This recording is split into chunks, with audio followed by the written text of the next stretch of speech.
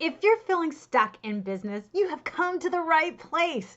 If you've ever asked how to build a community around your business so that you don't ever get stuck again, I'm here to answer that question for you. The tips are simpler than you think, so let's get to the bottom of it in this video. In this video, I am going to help you never feel stuck again in your business. I will show you how to free yourself with one simple tip.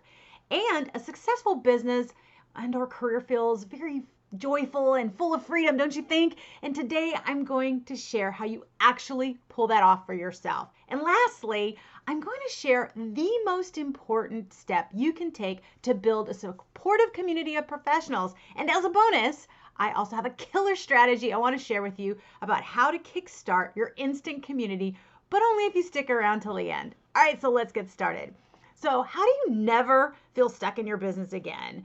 Well, it's one simple tip, so I'm going to show you how. If you have a piece of paper with you or pen, this is where you're going to want to get it out and take notes. If not, if you don't have anything to write with, no worries. Just think through with this. Remove your distractions and think through with me. The answer is simple. What do you love about your business? Write all those answers down. What do you love? If you don't have the paper, think about it. Think about all the things you love about your business. See, the things that we love are the things that we want more of, right?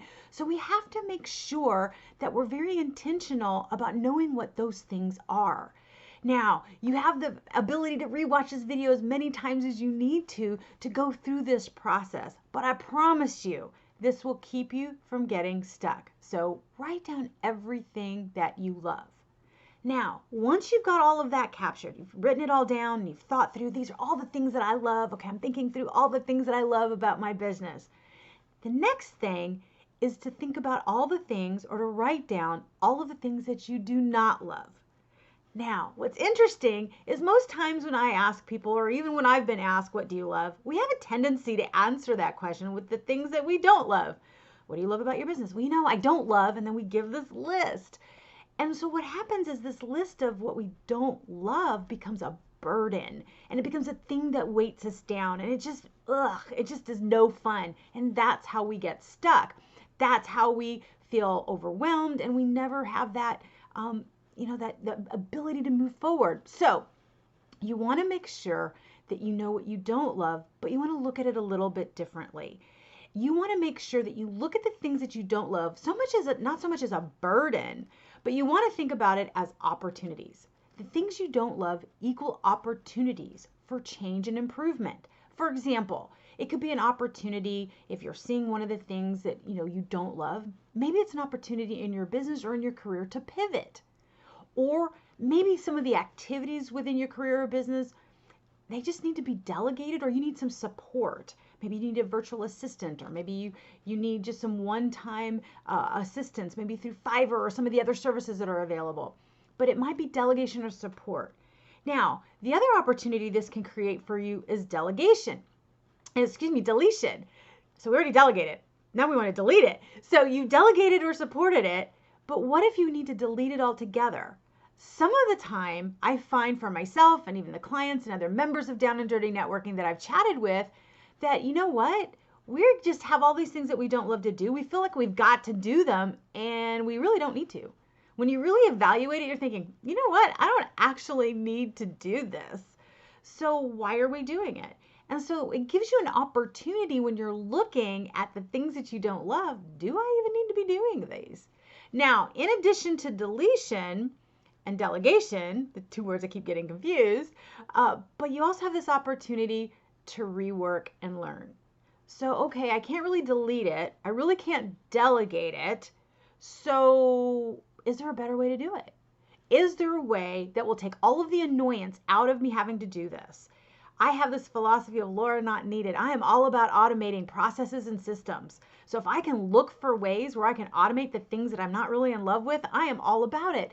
And I love having that question in my brain, how can I do this differently? How can I do this more efficiently and more effectively? And so when you start to really look at the things that you don't love as opportunities, they feel less of a burden.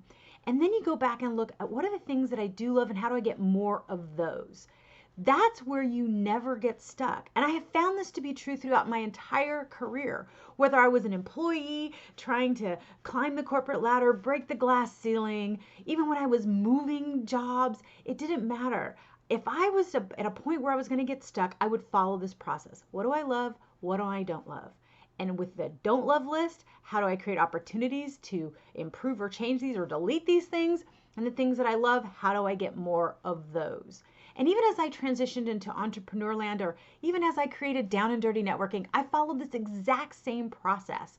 And I assure you, if you follow this process too, you will never be stuck in business again. It's pretty simple.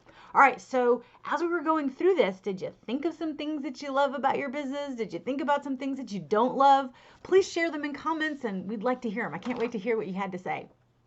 All right, so now let's get into the next one. We all know successful business careers and successful businesses are like freedom. It's joyful. And we're like, sometimes we always look at other people that have that freedom and joy and go, man, must be nice. I know I've said that before. But how do you actually get there, right? What do you have to do to actually pull that off? Well, that's what we're going to talk about next. How do you actually pull that off for yourself? All right, the first thing is, well, we've already covered it. You have to love what you do. See, what you focus on expands. If every time I ask you what you love, you keep telling me what you don't love, you're going to get more of the things that you don't love. It's going to create more of a burden. It's going to create more of that lower vibrational energy. Now, there's a great quote by Confucius, and it says, choose a job you love and you will never work a day in your life. I'm sure you've all heard that before. It's a great quote and it's super true. But why then do we resist it? We always kind of think must be nice.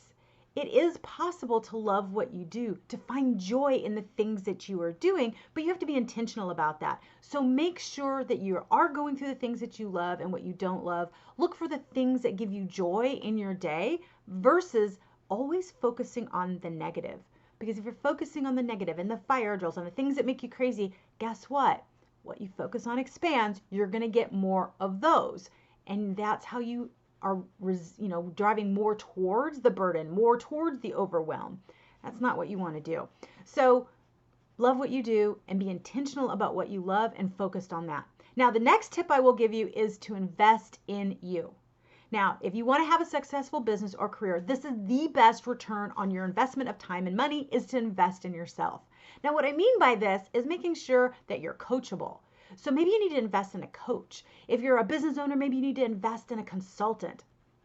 Maybe there's some hangups that are just holding you back. I believe we all need a lot of really good therapy to help us overcome those voices in our head, the programming, the tapes, the things that the conclusions that we've come to believe about success that may or may not be true. We all need help to break through those barriers that are holding us back.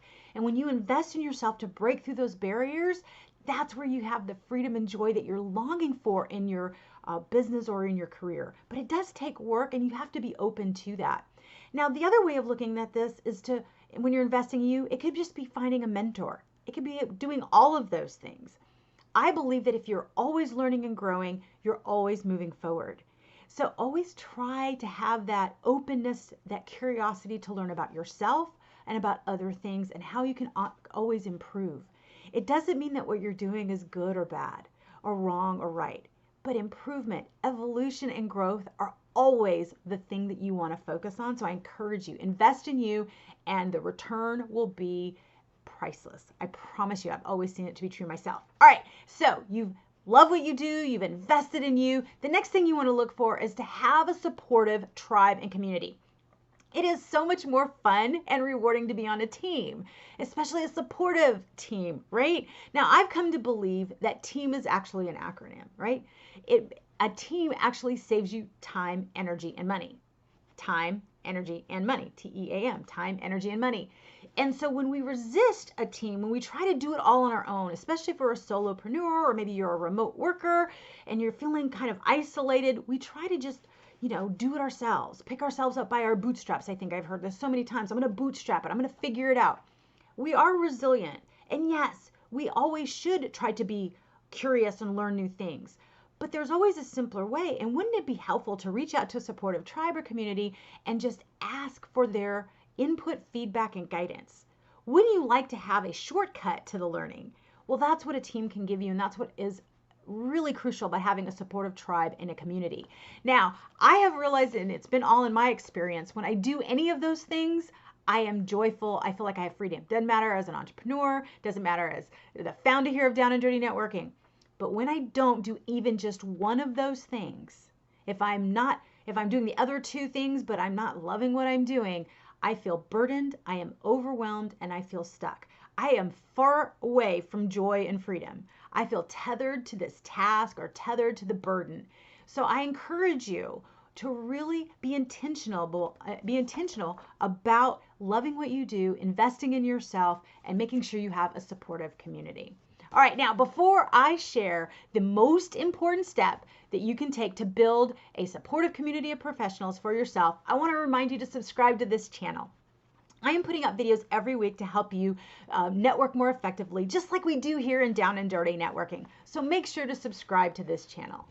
All right, now I'm going to share the most important step you can take to build a supportive community of professionals. You ready? Here it is. Have a relational networking mindset. That's right, have a relational networking mindset. See, all too often we have a transactional networking mindset, which means that it's all about me and what I can get and just get from you. Or maybe I just want to get from you and then I never talk to you again. I'm just a one ask wonder. I'm a one sell wonder. And I move on to the next person. That is transactional networking mindset or transactional mindset. If you have a relational networking mindset, you're going to be approaching people very, very differently. First of all, you're going to have a mindset of it's not about me. You're not going to be in that selling mode because it's not about selling in relational networking. You're going to be focused on what you can learn from other people and what you can learn about other people. And when you're learning from other people, you're always thinking, well, how can I help and serve them? Not so much about what you can take, because remember, you've adopted it's a not about me attitude. But what can you do to help them, serve them, and build and establish a lasting relationship with them? Because that's what relational is. It's about creating lasting relationships. The other piece to having a relational mindset is it allows you to be open to diverse industries. If we're very transaction minded, we have a tendency to also be narrow minded. By being narrow minded, we stay maybe with only networking or connecting with people in our like industry or in our workplace. We don't expand outside of our industry. We don't get outside of our workplace into our external connections. And if you really want to have a supportive community of professionals, the diversity of that community is really, really important. So you really need to be open to connecting with diverse professionals. And the last tip to this is because relational is not a one-hit wonder, relationships require nurturing. So a relational mindset requires you to nurture the relationships that you are connecting with people. So you're going to stay in touch with them. It's rinse, repeat, check in, see what's new with them. Now, the great news about all of this is it doesn't take a lot of time. It's just a mindset. When you lean in with this mindset, the community just starts to develop around you. And it's really quite remarkable. I've seen it throughout my entire career. Now, I also have a killer strategy I want to share with you about how to kickstart an instant community. That is, join Down and Dirty Networking. We're a community of online professionals from a diverse background. And we are cutting the fluff of traditional networking. So what this means for you is you don't have to cut the fluff. You don't have to look for the diversity of people to connect with. It's already inside the Down and Dirty Networking community. All you have to do is go to the description of this video and click the link to be added to our wait list. And I will send you a personal invite to our sneak peek. Our sneak peek is a chance for you to test drive the Down and Dirty Networking community and see for yourself what a supportive community of diverse professionals who are cutting the fluff can do for you. The best part is everybody's already relational minded, so you don't have to be searching or weeding through all of the transactional minded people. We've got it. We've taken all the heavy lifting out of it for you. So click the link in the description, and I look forward to seeing you at the sneak peek and welcome you into our community soon. Thanks for watching.